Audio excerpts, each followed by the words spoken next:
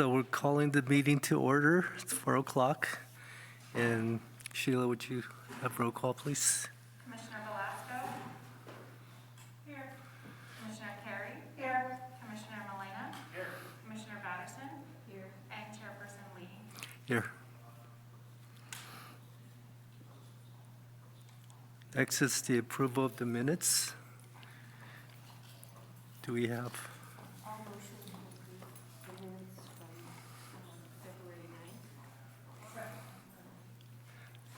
Okay. No public comment or presentations. New business. It's someone from the department, Brad or UREC? So I think we're waiting on Alex Okay. to, he's got a meeting with Special Olympics. Yeah, he's going to go, so we should probably just go ahead and move along to, I would say, the budget update. Okay.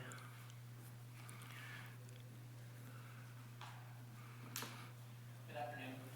Well, the budget, we're about 66% through our fiscal year. We remain about under 4%, so we're doing well there. I plan on putting together a presentation for you guys at the Commissioners Retreat that Alex will address in a bit and go over more detail as to our expenditures, revenue, where we are with those, past histories, things of that nature. So we'll kind of show when it comes down to budget cuts and things of that nature, where we cut from, which our options are kind of minimal, but I plan to present that when we do our retreat in April. When it comes to COVID, we had a pretty good string where we were on a downward decline, where we had 12 over the last month and a week, I guess I would say. Currently, we have one out who's positive. He's scheduled to come back on the 11th Thursday. We have one returning tomorrow. We have one lifeguard who's out, and then we have a potential that we're screening right now to see if there was an exposure or not. So we're definitely doing better, which is the results of, I think, the precautions we're taking. So we seem to be going in the right direction when it comes to the COVID exposures. Any questions on budget or COVID? I do have a question. Sure. Anyone? I'm just curious. Some departments are allowed to have carryover funds from year to year. Others are not. Can you explain how this works here? Typically, if it's general fund, the funds are done when that fiscal year ends. I know districts is a little bit different, and then sometimes, like CMEPs, correct me if I'm wrong, Dennis, those can be transferred over to the next fiscal year if not used. So it depends on the account. So certain accounts are capital accounts, for lack of a better term, and those end up being pots of money. And then those funds will go to fund capital projects. And so we still have to allocate them in the budget, but the money sits in an account. Mm-hmm. And in special districts, those funds also accumulate. And so, but we do an engineer's estimate every year to basically tell the residents how much it's going to cost to maintain the facilities that they have, and then what the fees will be, et cetera, et cetera. And then those funds get placed into a separate districts fund, which we have 20, so we have 4 districts and 27 like that, special benefit zones. And so those are all separate accounts that we manage as well in budgets, which do carry over. Yes. Any other questions? Any other questions? Yep. Thank you. Thank you.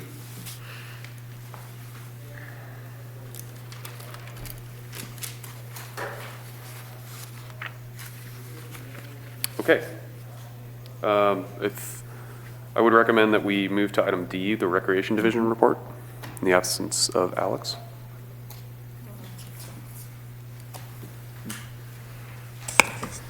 Afternoon, Commissioners. Okay, I have a couple things to share with you today. You have the calendar of noteworthies and also the upcoming events in front of you. A lot of great events for March. There is one date change. that I'd like to share is Sunday, the 14th. Oh, so thanks, Sheila. It looks like that date is correct on here. We originally had the Spot the Leprechaun at Pioneer Park and Prescott Park on Saturday the 13th. There was a conflict, so it's now been moved to the 14th. Those are some family events coming up where they're going out to the park. They're going to be looking for large shamrocks and following the riddles and getting a little prize when they trek through the park and find the leprechaun at the end. So we also have an event similar to that for Easter coming up as well.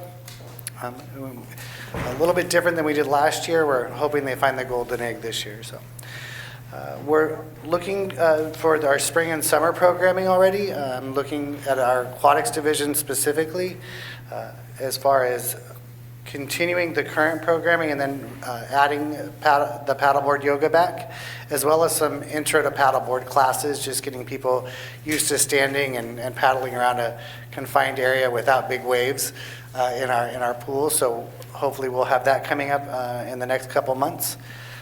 We're looking at swim lessons again. We plan on running it very similar, where we're having the small recreation pool split up into 4 quadrants. It's going to be a parent-child type of program where the instructor is on the deck and the parent will help the child learn to swim. It actually turned out really well, and we received more positive comments than anything last year, as parents thought it was a good time to bond with their kids. So if you have young children that need to learn how to swim. We're looking, now that we're moving into a little bit more of the red tier, at least for sports, reopening Hagerman to adult softball leagues. We're looking at a couple different scenarios right now, and hopefully we'll have something up in the next 4 to 6 weeks for adult softball. It will look a little bit different than it has in the past, but we're going to run it where everyone's safety is in mind. We talked about text to business previously, or text to my gov. We are finishing up our training for that, and so we should have a kickoff date in early end of this month or early April. And I believe we will. Our signage is already out to the printer. We'll have those signs available in the parks, in our facilities, in different areas, as well as our social media. And when someone wants to text us, they can text the number. There's some automatic responses, and then they'll also be able to talk to one of our front desk staff in person via text message. So we're moving forward with that as well. And then tomorrow is our deadline to upload the Prop 68 grant for the sports complex. And we're looking forward to submitting a really compelling grant write for that. So we should be hearing. Those take a little bit longer, but sometime this fall, early winter, if we're successful in that program. That's my update for today. Any questions? I have one. Maybe it was apparent to everyone, but on the report, it said that you gave, the old flagpoles at Harmon Sports Complex, had a risk failure. I'll defer to Brett. Brett. Was that Hagerman? Hagerman, yeah. So I was just a typo, okay. yeah. What's a risk failure? Like they could fall? So we remove them. Oh, I'm sorry, it was yours, okay. Yep, and that's okay. Should we just go ahead and move on to the? Any other questions? Because I can. Yeah, I'm just curious. You mentioned the swim lessons. When will that be and what age group? We're looking for April start date, late April. We're looking for afternoons and possibly Saturday classes this year. We did not run Saturday classes last year, but it is an expansion, and considering our class sizes are just a little bit lower than normal, we usually run a class of 5 or 6. This year we're only allowed 4 students per class, so we're looking to expand a little bit to make it easier for parents to register. And how old do they have to be to begin? And Actually, you can start really young with any ages, because the parents are going to be in the pool with their child. So, thank you. Commissioner Molina? You said the adult softball in 4 to 6 weeks, is that registration or is that competition? registration. Registration, you Yes. still don't know about competition yet? We're still looking to host a nice long season, about 10 games, but we don't have the date set currently. We should have that done by the end of the week. And we'll get some marketing out pretty quickly on that. It looks like we're going to be offering a co-ed division and a men's division. It's how many nights, as we still have other groups using those fields as well. So we want to be cognizant that we need some space available for the public as well as department programs. So is that going to be, which program is that going to be follow under? With competition, are we going to be able to have youth sports for competition also when that starts up? It really depends on the plans in place and what the county and state say. So we hope, but until they release that from the county and state, we don't have that date yet. Any more questions? Okay, let's go back to number 5 with Director Posada, new business. Thank you, Commissioner Lees. I apologize to the commission for having to take that call, but made it quick as I could. So we talked about doing the commission retreat coming up for our April timeframe, for our April meeting. So that's kind of the plan right now. We're looking at doing a small session with the commissioners and with staff, probably doing it over at the Manami Center, similar to what we've done the last time. Really focusing on the leisure assessment and bringing, taking the opportunity to bring people back up to speed on that, letting people know what the goals are in the assessment for the department, and then kind of where we have the goals that we've achieved even with COVID, and then where we plan on going into the future as staff goes for the next couple of years anyway. Then we also wanted to get input from the commission now on which goals and which goals should be our priorities. They're not laid out on a prioritized basis. They're laid out as just identifying here's goals that need to get done. So we'll look at those. And then staff can use the input from the retreat kind of to lay out their programming and facilities or whatever it is we're working on. We can work on those based on that plan. So that's kind of the idea for the commission retreat. We had talked about bringing a trainer back down and helping us out with that, but I think it's just difficult to get people to travel, and we'd have to do it Zoom, and I'm not really a Zoom guy, so I would prefer to be in the same place and just provide for social distancing and have a good conversation amongst ourselves. I did invite the city manager to maybe pop in, so he may be dropping in to kind of hear some of the discussions that we have at that time. So that's it on the retreat, and if you have any questions or anything you would like included on them, just either drop me an email and let me know what about this, what about that. We'd be happy to consider, adding things. But at this point, it'll be the update of the leisure assessment and discussion on that. Commissioner Velasco? So is that April 13th at the same time, 4 p.m., or are we coming in? That was kind of open for discussion. What would you like to do? What's people's availability? I know you're still working, so that it might be a good thing to look at an afternoon session. I don't know, what does that look like? I can come in earlier, that way we're not staying much longer. So I know in the past we've started like at noon or 1. Right, that's kind of what we thought, is we'd start at noon, give you guys lunch, and then get right into discussions and try and wrap up by 4:30, somewhere around there. So would we still have our meeting after that? No, that would be your meeting. Does that meet with everybody's approval? Yeah. Great, then that's how we'll plan it for that day. And then we'll have key staff there, like we have in the past, so that they're hearing directly from the commission and maybe giving you the opportunity to ask questions on how, what each of the goals means, or each the goals that are set in the leisure plan, and then how they might think about rolling out into those. So, any questions, staff? Anything you want to add? Okay, thank you. Thank you. We'll go on to commissioner reports. No, Oh, 6. 6, old business. So, did we give them the comprehensive Yes. fee study? Okay. So this is, so the fee study is anytime people talk about money, it really gets really touchy at a council meeting. So at the council meeting, when the fee study came forward, included in that were the Rec and Parks fees. The council was concerned and asked that the finance staff go out and facilitate some community input sessions. And the first one was held about a week or so ago. The next one will be held on Thursday evening. The last one was held in the afternoon. This one will be in the evening. And what they did was, and again, it seems they do this every year with Rec and Parks fees, is they've decided that they're dissecting those fees out of the overall discussion. So when at the last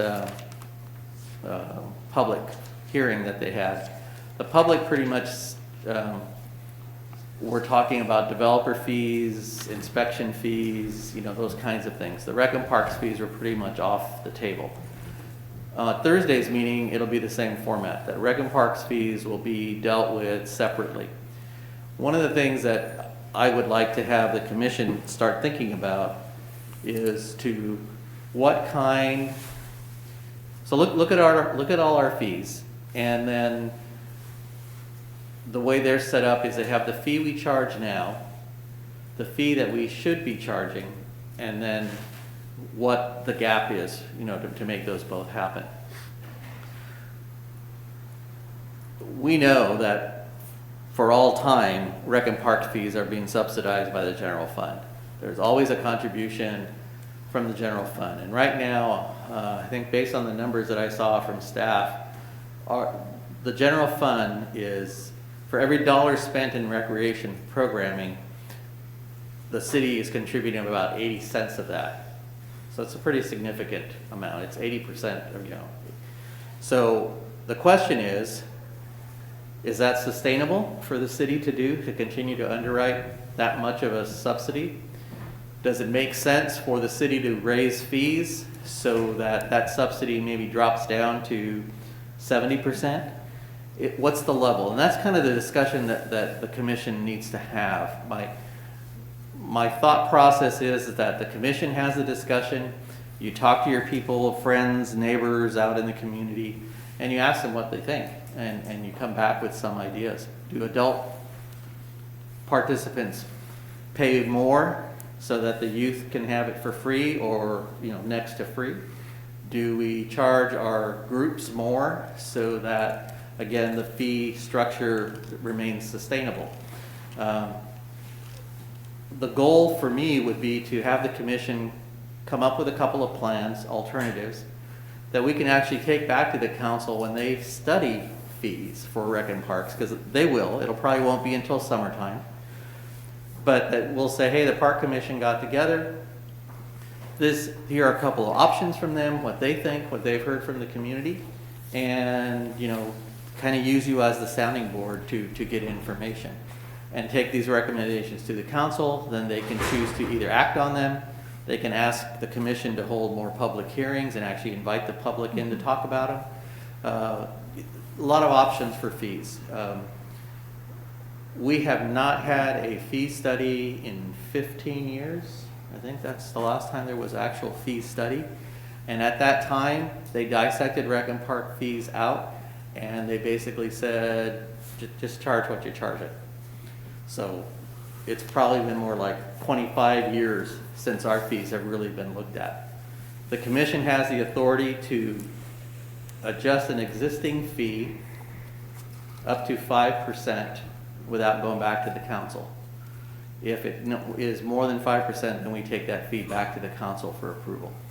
And I probably can count on one hand how many times we've actually raised a fee on anything. This year is the year for fees, to figure out what we're going to be doing. So that's kind of my spiel on it, and then we'll talk a little bit more. This will be something the budget committee will work on with Ryan, but we need everybody's input. So that may be, well, it may not be, we should probably add it to our retreat agenda to talk a Yeah. little bit more about fees then too. And see what, since we're gonna be talking about what programs we're gonna offer, we might as well figure out how much we're gonna wanna charge for those fees. There are those fees, again, that we may not need to charge at all. And those are, again, things you need to say, no, this is a sacred cow that is gonna be free after-school playground programs or whatever it is. You know, we're not gonna charge kids, you know, for that kind of service. So you have Commissioner Carey? You know, I just have a recommendation, I think. To the commissioners, if you didn't get to watch the fee study or in the Zoom meeting, I wholly encourage you to do that on Thursday night, because I read everything and I'm like, breathe this stuff. And I learned so much, it's insane. So, and it all matters. And I just think it would be really helpful. And it's fascinating too. It's really interesting stuff. Commissioner Velasco? I have two questions. See if I remember the second one. My suggestion was going to be that as a budget committee, I believe it's myself and Commissioner Batterson, we get together and kind of get input from the rest of the commissioners and create some bullet points, if you could say, Sure. that we can bring back, that as a commission we can present to the council. I think it's important because in the past, we've kind of siloed on important issues, and I feel like this is something we're really going to need to be strong when we present to council, so that we as a group have a united kind of message on that. So hopefully we can get together soon. And then my second point was at our last retreat, which was December 19, before COVID, right? I think a big discussion was on MOUs, fees, programming, especially with groups. So I know there was a lot of good discussion from that retreat that we had. So maybe bringing back some of that that we discussed would be important. Sure, we can dig up the notes from that meeting and get them back out to everybody to take a look at. And I think you're right. I think the approach has to be a united front that we take forward to the council. And, you know, we're there to give them input. So, you know, that's your role. I have one thing. This is kind of a question about, there's a program for seniors through Medicare, which is Silver Sneakers. And basically what it is you can go to any club, and your membership is free. Right. And so evidently Medicare is paying that club. It's probably not as much as the individual would have to pay, but they're paying the club. Is that anything that the rec department could get, because we Take do advantage of, have, sure. we do have exercise classes for seniors. Yeah, And- Mr. Smitherman went to the microphone because he has information on Oh, Silver okay. Great question, thank you, Commissioner. We actually have applied to be a Silver Sneakers agency with our fitness center at the youth center, our swim passes that we've had previously, and then all the exercise programs. We've gotten that request quite a bit. So we have taken it upon us to really go after the Silver Sneakers partnership, and then COVID hit. So we are on hold. Our application is in. They have tentatively reviewed our offerings and thought it would be a really good fit. We also are able to work with Dignity Health to provide classes and programs as well. And that would all be incorporated in that Silver Sneakers program. We're just on hold right now. Oh, okay, great. Because I was going to the club, and then I hit the age, and I can go as often as I want and do, whatever, participate in whatever programs they have, and I don't have to pay a cent. So. Yeah, no, it's a good program, and it's an opportunity for people that may not even take part in fitness kinds of things. They may not think about it.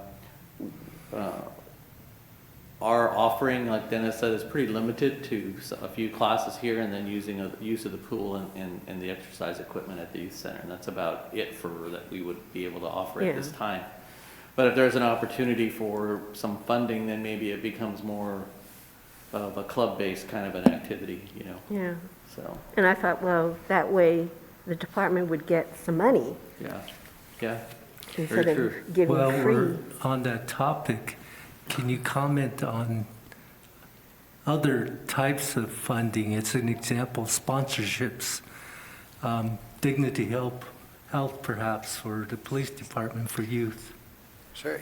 We're really excited to have partners like Dignity Health who provide those classes to our seniors for free at the Elwyn Muscle Center. We continue to look for sponsorships for events and activities and programs. Most recently, we have been getting some requests for funding for veterans to be able to use the pool or the fitness center when we reopen that. So we're working with the Band of Brothers, who's going to provide some level of funding so we are able to administer financial aid to those participants. We've also have been trying to determine the best route to go for seniors in financial assistance as well. We've gotten a handful of seniors who swim on a regular basis, but the fee is a little prohibitive for them, so we're continuing to research on potential funding sources.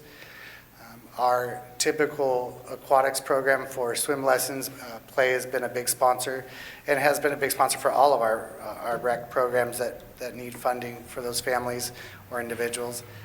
As far as events and activities, as you know, it's been a rough year for those, but most of our events and activities do have some level of sponsorship. So our Concerts in the Park series has been almost completely funded by sponsorships. Events and activities like Autumn Arts, Grapes and Grains, and those have all been sponsorship driven. As you imagine, this year is hard to go out with a handout for those kind of activities, as people are really looking to donate to the food bank and to those other causes right now that are much more needed. We'll continue to push for sponsorships. Oh, I forgot one, the utility art box.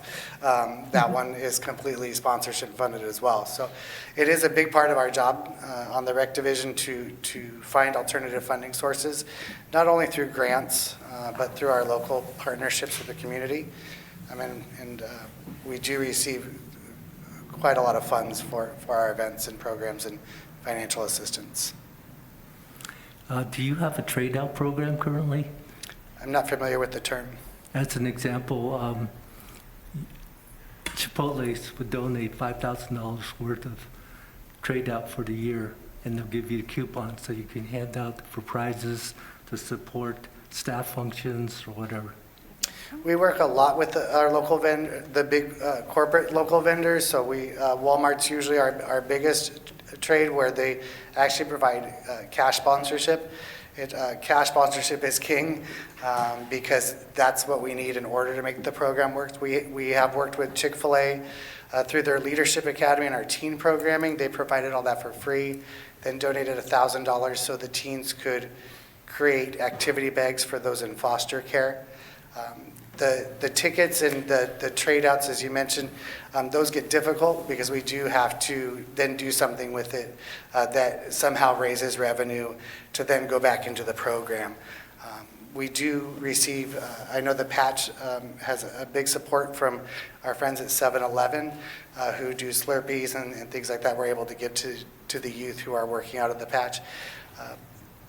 We see those once in a while, but it's not something we traditionally seek because it's not revenue. It's not spendable. It's not, but as a food vendor, if they gave you $5,000 of pizza coupons, it's really, the cost is maybe $2,000 or less to them, but they get to write off $5,000. That's why it's very lucrative, attractive. It's a win-win. So you might want to consider it for the future. Thank you. Thank you. Anyone else? Commissioner Molina. Just real quick, I know the fees haven't went up from the city. 2007, I think I was president, we charged $40 to play. Today, the fees for kids have went up in every organization to play. in the city, baseball, football, soccer, Mhm. anything. So they're using city fields, but they're getting charged $3, $4 a kid. But they're raising the price of what children play in these clubs or whatever. Mhm. Is there a way that we can control the fees back into the public?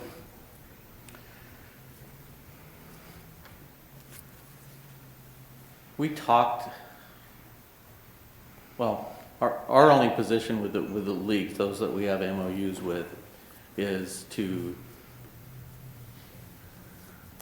try to be as reasonable as we can on recovery on our side. You know, so trying to keep I remember when it used to be $1 for, every kid playing soccer. Now I think it is the $3 now, or swim club is $4 or $5 a person, somewhere around there. So, and that was just a way to try to, it doesn't even begin to recoup any cost, but at least it comes in. As far as controlling what they charge, the tough part is like swim club, and I'm not picking on them, but they are a good example. They have basically a professional coach that they hire who's paid a professional coach's salary, and then that salary is divided amongst all the members, and then they have volunteer coaching staff that support that coach, who are typically your parents or other people. And so it's that group is a lot different than maybe Santa Maria Girls Softball, where it's an entirely volunteer board, and they try to keep their costs down by, making their uniforms last 5 years instead of 4 years, and those kinds of things. So every group has their own little nuances of how much money they need to raise and what they need to do. So it's hard for us to control or to dictate to them how much to charge, or what the maximum is they can charge a kid or something like that to participate. A lot of them are very good where they do offer multiple kid discounts. So, if you have 2 or 3 kids in the league, then maybe you're not paying as much. Swim club actually has that program too. When I believe you get to the 3rd child, it's free. So, but it is still a cost. They're paying $200 a month, for coaching, but they're being professionally coached to some degree. So everything's a little bit different. Santa Maria basketball, youth basketball, is another group that tries to keep the costs under control. And again, it's tough. It's really hard. It's hard to keep the groups going, and there's nobody out there. If the groups don't raise the money themselves, there's nobody out there who's going to write them a check to keep their costs down. And that's just the reality of youth sports. So to answer your question, no, I don't think there's a way we can control what leagues charge. We will continue to try to keep our costs that we want to try to recover as low as possible, so that we're not impacting that $70 or whatever it ends up going to. But heck, youth football, I think it was over $125 a kid. But look at all the equipment you have to have, and all the safety requirements for kids playing tackle football now. So the costs are there. I don't think anybody's making any money on these leagues. Any other comments or questions? Mr. Molina, I think you have a real good point there.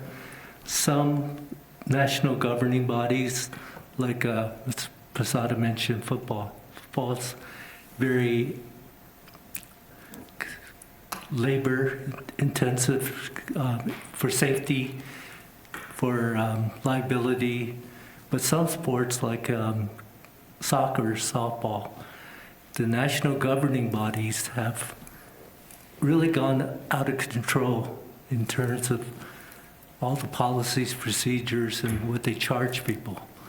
So I think we really need to look at that. Yeah, and again, fortunately or unfortunately for us, it kind of depends on how you look at it, is the leagues here are pretty much home-based. Everybody's either Central Coast, mostly, or Santa Maria based. And so that gives us an opportunity. They are the Jim Molenas, the other people who are out there who want to see their programs be successful. and they want to try to get as many kids in there as possible. In the past, I think some of these groups have been successful trying to raise money either on their own, doing the ticket sales, doing the pizza box sales, doing candy sale, doing whatever it is. But even those become, just labor intensive, So we will see what we can do and see what's out there and see what kind of a resource we can be for some of the groups. Any other comments, questions? Okay, let's move on. Let's see, where are we? Do we go over the director's report? So I just had one real quick thing, Steve Nelson's name on there. I just wanted to put on the record, Steve Nelson was the gentleman from the pickleball club who pulled the pickleball courts project together. He was tenacious in lobbying me to try to get something going, and he built the project, and now he's moving to Arizona, I think. So I don't know what happened there, but just wanted to say thank you to Steve and put that on the record that we appreciate his efforts, and he built a good foundation with the club for us, and we'll be moving forward working with them on pickleball. That's funny. Thanks. Just a side note, when you said Steve Nelson, it brought to mind the name Bob Nelson. Bob Nelson's the Santa Barbara County Supervisor, and when we met about the Union Valley acreage out there, which was formerly the Orchid Aqua Center, apparently this county has decided they're going to work on developing it as a recreation site. But I was wondering, it may be sometime in the future, if we could either bring Bob in or at least have him give us a report to give an overview. I know that there's a lot of overlap between the city and the county. As an example, Waller Park. I personally would like to get a better, clearer picture as to how that works.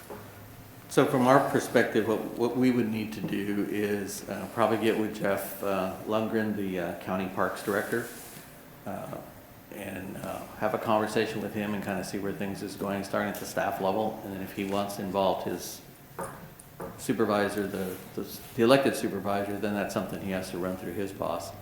But certainly, the commission can extend an invitation to him to have a conversation. That's something that you all can do, and we're happy to facilitate that discussion. My comment would certainly be that we need to involve the 5th District Supervisor, Supervisor Lavanino, if we invite Supervisor Nelson up. So. I bring that only because of the Orchid Aqua Center. Yeah, there is a parcel there. Anyone else? Okay, let's move on. Recreation Division report, Brett? I believe, yes, operations. So, Rebecca, real quick to continue on your question earlier. So yeah, we removed, there was a whole bunch of flagpoles that were in the middle of the parking lot out at Hagerman.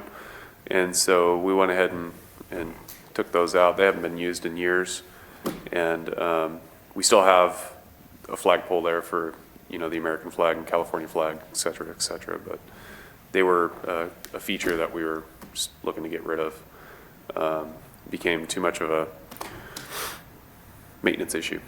So, does that answer your question on that? Yeah. Front before I move on? Yeah, Okay. thank you. So, another busy month for the operations division, and we'll go right into capital projects. With Chapel Plaza, we resubmitted the plans actually yesterday, so the plans are in, and we're hoping to have a permit here in a couple of weeks.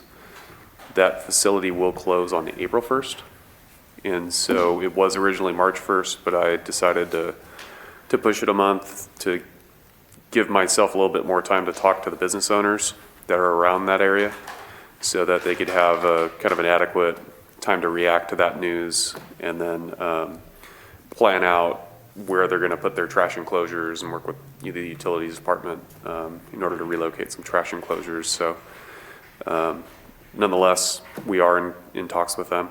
We're still waiting on getting the easement completed with the neighbor next door, but it's not going to delay the project because the easement's complete. I think it'll be fine. It's just something that I'd like to get done before we, complete the bid on the project. So probably within the next 2 months, we'll be complete with everything. So the next step on that, once we get our permit back, we'll be going out to bid, and so Public Works has everything they need in order to complete the bid.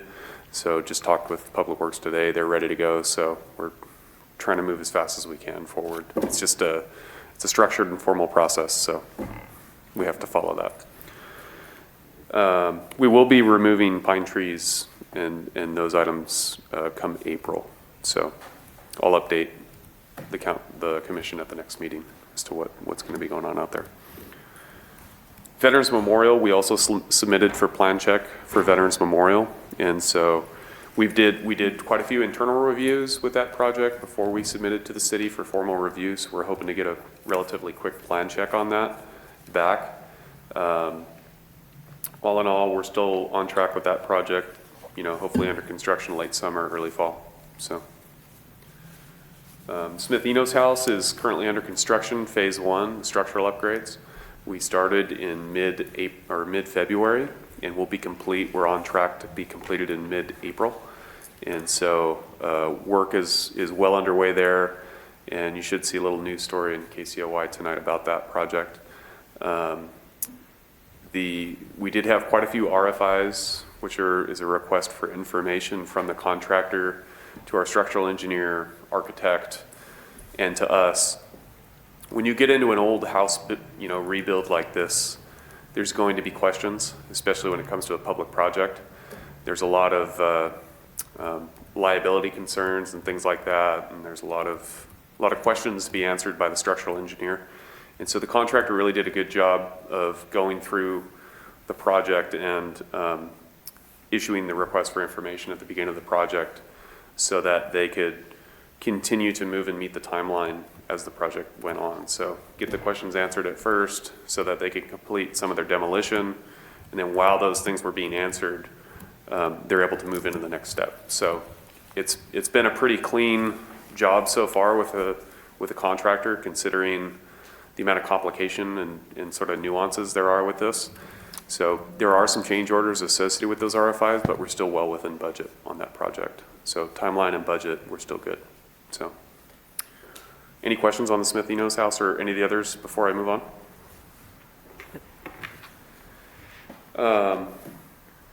Aquatics Park, I'll move down to Aquatics Park.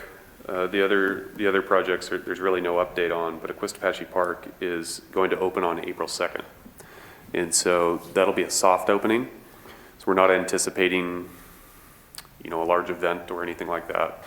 We're going to invite the Aquatics family out. Alex, do you want to give a little bit more detail about what the planned events are for that evening?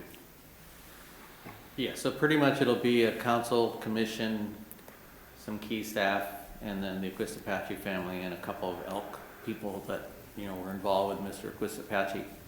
And we'll just do a real quick ribbon cutting and photo op for the family, and that'll be it.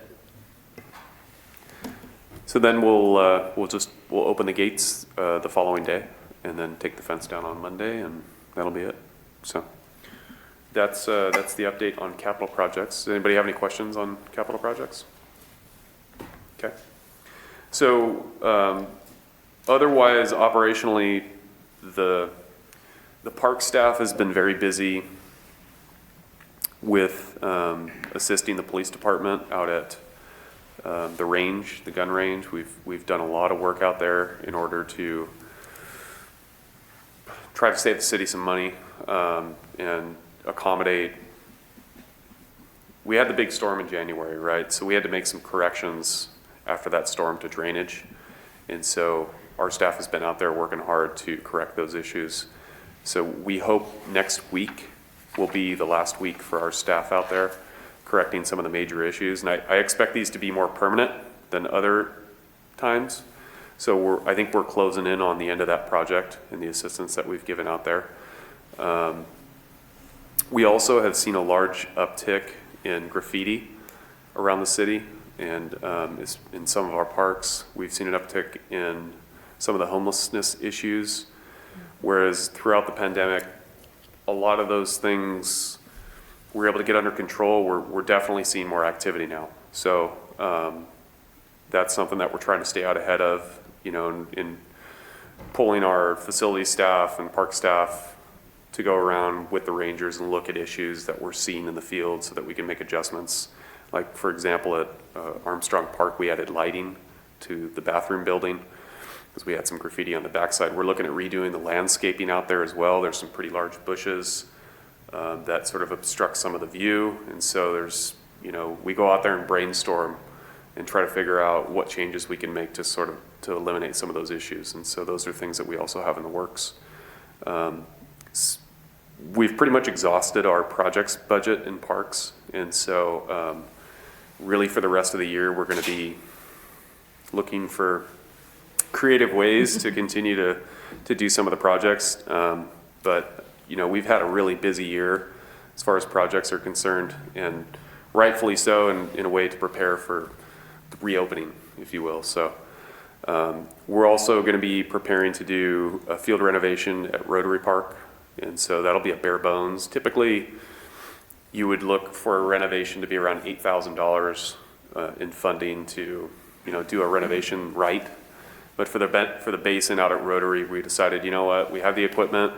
That's 80% of what we need. So let's do it. Let's put, you know, a little bit of seed down, a little bit of fertilizer instead of a full renovation where you bring in compost and this, that, and the other, and more seed. So we're planning to renovate that, and we think we can do it for about $2,000 instead of $8,000. So we're still moving forward with things as we can afford to. So other than that, that's pretty much the update. Fred, for Rotary, does that just the primary field, or does that also include where the original pond was supposed to go in? At Rotary? Rotary, So we're going to renovate the basin. the big, Yeah, okay. the big basin, yeah. And you can see, I mean, there's a lot of foot traffic out there. You can see it's real compacted, and it needs some love. So we will be working on that this next month. So Fred, do you want to just touch on field, like ball field renovations and that where we are, assuming that leagues are going to reopen soon, so. yeah, we've over the course of the last few months, we've renovated Oakley Park. Their infields have been renovated, and then we've also done preparations for the Elks Field, and then we're basically ready to go. We've also put a lot of work into the new basin out at where Aquatics Park is. There's a basin next to it called Sonia Basin. And so I have been all over our new contractor. So we started the new contract with, to manage the special districts with JD Human. And they've been our contractor, but we've made some adjustments. And so gophers are gone. They've been mowing. The weeds are, you know, pretty much taken care of because of better care. And they have a little bit more staff to deal with those types of things than our staff was able to. And so we've really seen the condition of that field improve. We're going to go out there with more compost and do another pass and try to get that thing smooth and ready and playable. You know, Crossroads is in great shape right now. So we're really ready. We are ready for play as they come. So Hagerman has been renovated. We dethatched that outfield about a month and a half, 2 months ago. So, yeah, we're looking good. We are also, one of the things, you know, as we talk budget and move forward, we are going to start peak day pricing for sports fields March 1st. So it's just something, you know, those are the types of things where we have these increased costs, and it's like, well, you know, what changed in our budget? Well, when PG&E changes their prices, all of a sudden, that sports field becomes a lot more expensive to operate when you have the lights on. So those are issues that we're also dealing with on our end, but we'll figure it out. Yeah, and that PG&E increase, roughly, it's estimated to be about 30% from what we're paying now, so a third more for utility costs. And to add to that is that they expanded the window, where the window used to start later in the evening, now it's starting earlier in the afternoon. So we're paying premium dollars for lights, electricity from earlier in the afternoon into the evening. So it will impact our ability to provide the fields, even if they're being paid for, because nobody's really going to want to pay a 30% increase on the current light rate that we have. So we're going to have to figure some things out. Just curious, are there any more developments with solar? Not at this time. We're not sure exactly how the, what are they called now? It was the Monterey Energy Group, but now it's Central Coast, I believe, Energy Central Group. Coast Community Power? Yeah. Or Community Energy? Yeah, so that's the group that the city is looking at whether it will go with or stick with PG&E, and they're the ones that do provide energy from greener sources. So, you know, that's out there. But ultimately, the billing and then the transmission ultimately ends up being PG&E anyway. So we don't know that we'll see any significant change in that. So we're just going to play it by ear and see as things change. I think March, right? It was March 1st, yeah. So, and with buildings that we're looking at, like with the community center that we're looking at Enos Ranch, we're looking to incorporate solar on those projects where we can, to try and get it as part of the capital project to try and reduce our overall operating cost as we move forward. So it is something we're looking at. We don't have a pot of money to deploy solar panels in different areas. That's not what we're geared for. But maybe in the future, if we were to do it in parks, we would have to cover something, and so then you pull infrastructure to that, and like a parking lot or something like that. So it's a little bit difficult for us to do, but we are looking at it. And the city is too. I mean, they're looking at solar arrays possibly out of the landfill where they have a lot of empty land. And as the landfill moves on, the question is, where does that power go, and who owns that power? Is it the utilities, which is an independent fund, or is it the general fund? And we talked several years back now on the PG&E project that we've been working on. That's still kind of in limbo, kind of floating around the city, whether or not that'll happen. That was, in our case, would have given us a lot more lights on fields, and given us we would have been able to offer more fields to the community because we would have lights. And on that point, we are still moving forward with the background and planning to try and get that approved through CEQA. We just paid $2,800 to move that study forward, so that if we ever do have dollars available, or if we ever do decide to move forward with those projects, we're ready to go. And so, those are the types of things that we're still doing, where we see incremental gain or an incremental amount of money to get us prepared for a project down the road. That's kind of the game we're playing here. So Yeah, it's a really important issue, because we keep hearing the discussions about automobiles moving toward that end within 10 years, where you're not going to be able to purchase the gas-powered vehicle anymore. there's likely a project that I'll provide next month, an update that will help address some of that. I just can't disclose it right now. Okay. So. Okay. Any other, Commissioner Molina? I can't hear it well, yes. Did you say you're going to charge for parking at what location? No, sir. Nope. No, I talked about if we were to install solar power somewhere in a park, more than likely you'd want to put it over the parking lot or something like that. And you'd have to pull the infrastructure for that. It would likely be very expensive. So, yeah. Okay, should we move on to commissioners' reports?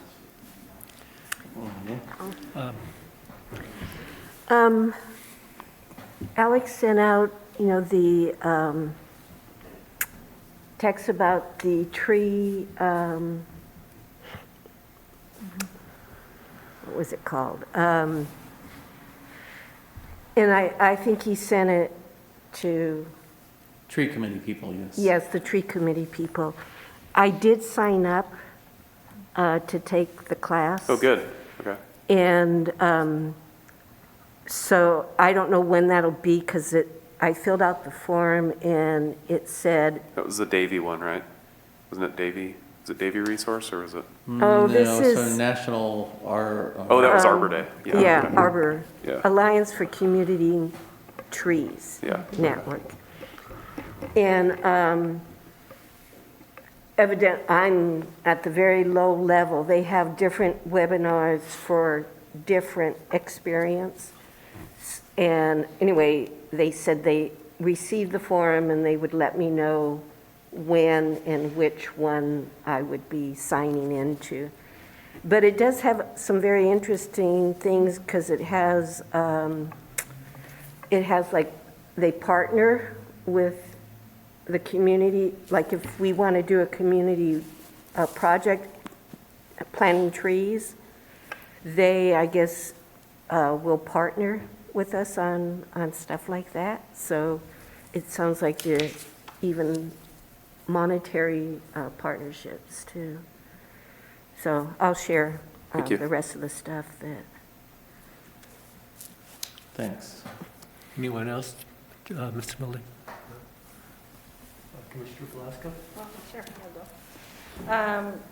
I just wanted to say thanks to Dennis and Pal for a recent donation of a bike. It was able to go to a female that had her bike stolen, and so there was some extra bikes, and we were able to coordinate that, so that was really awesome. The other thing I just wanted to mention, and I don't know, I know there's not a lot we can do, or maybe there is, but this past weekend at Bob Orak Park, which is on Westgate, there was probably about 200 people out there. I don't know if you saw the videos that I sent. Youth sports, coaches without masks, parents without masks, players without masks. There was not even 11 players on each team playing. It was soccer. It was pretty disappointing to see that our community is just not willing to listen to the ordinances put out by public health, by our department. Obviously, sports are not open yet.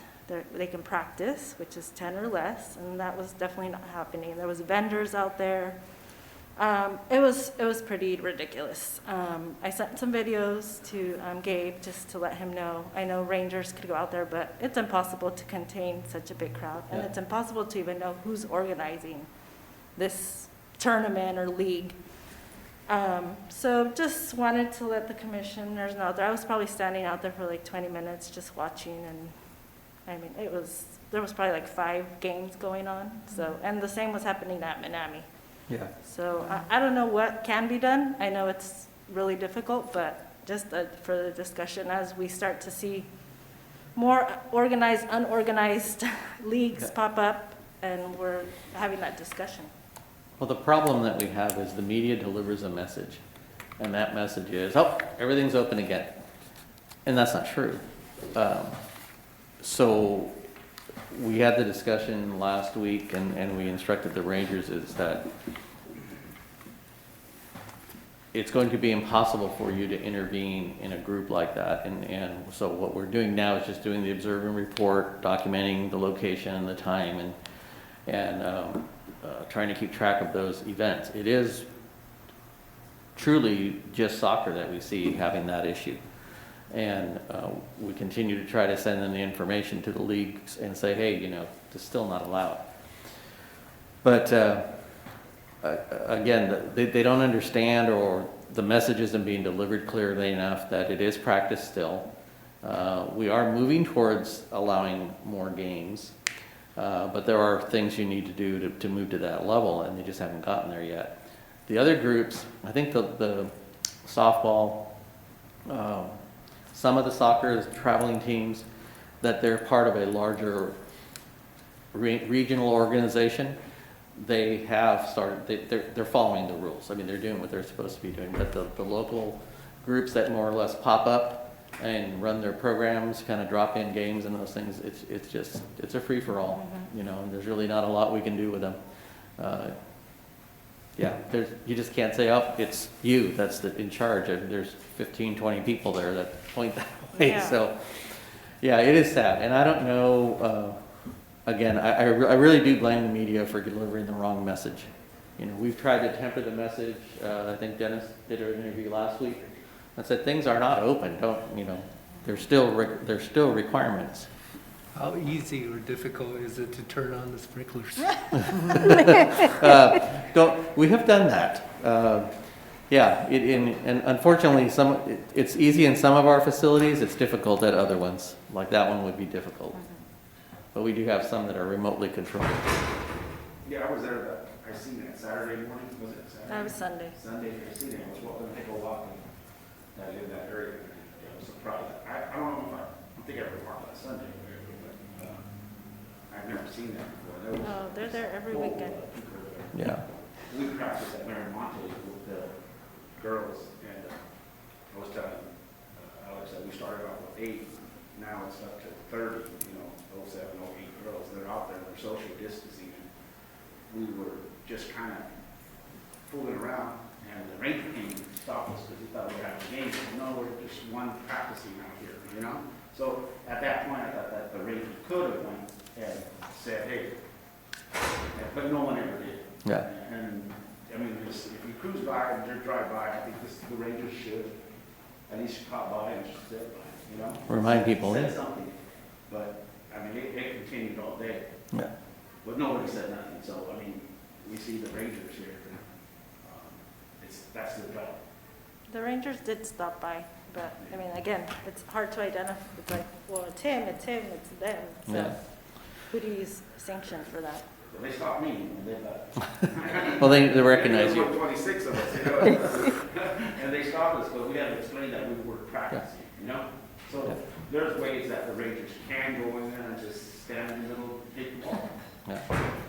We try not to get too confrontational, but yeah. Yeah, I wouldn't recommend that. Commissioner Carey? Yeah.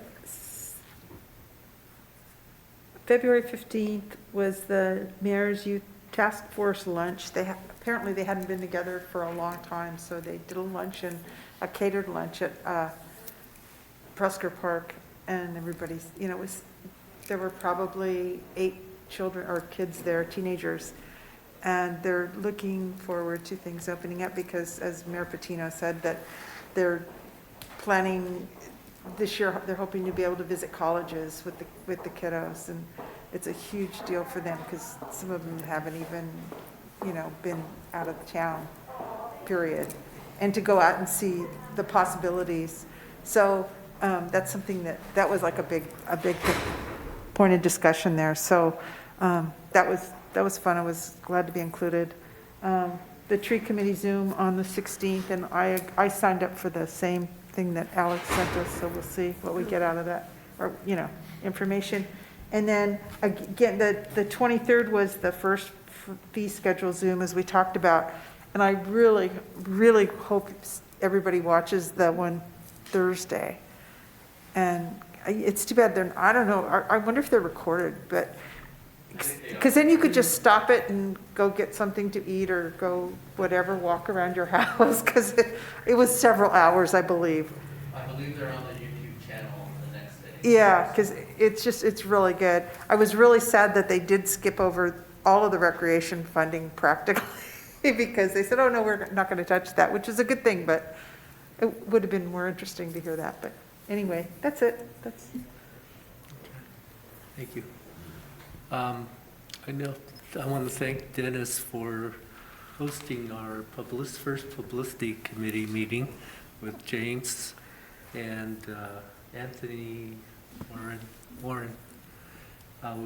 We had a nice conversation, nothing concrete, but I believe that one of the goals perhaps that we would like to ask the department to establish is the ambassador program to identify who in the schools are connections, or that we can, at least we're trying to recruit and bribe them to become ambassadors, who in the Hancock College system, who in the sports programs, et cetera, et cetera. And then we can talk more about specifics later. Didn't we used to have an ambassador program over at Abel Maldonado? Yes, at the youth center, there was a group that was like an advisory group of youth, and they represented all the different schools. That has pretty much been absorbed by the Key Club at the Maldonado Center, and they have different age children from different schools in the area. So we can talk a little bit more about that. I'm not exactly sure if we're looking for school administrator kind of people, or are we looking for youth? Yeah, because I think the tool is there to do youth right now. Yeah, perhaps we don't have to duplicate programs, but we can tie programs together Sure. and dovetail. Sure, and then the mayor's Yeah, group that she has too has a good representative group of youth from the different schools. Before we go, if I can just bring up one thing, since you all brought up the tree committee thing. So Brett has been working with the city attorney's office on the city attorney is rewriting the tree ordinance. And I would like to suggest that you talk to your council members. We have yet to see that ordinance, so we have no idea what it's going to say, what it's proposing. We've sat in on a couple of meetings where we were included, but we understand it's a significant rewrite that could have, far-reaching changes to our current ordinance and the current way we manage trees. So what I'm trying to do, we've suggested to the city attorney that it's something he should bring here and present to you all, since you all have tree responsibilities. And if you wouldn't mind suggesting that to your council member, that maybe, since, I think I explained before, the city attorney works for the council, doesn't work for the city manager, so it's your council members that need to provide him with guidance as to how things should flow. And I really think that this group needs to be in the loop before that goes to council as an ordinance.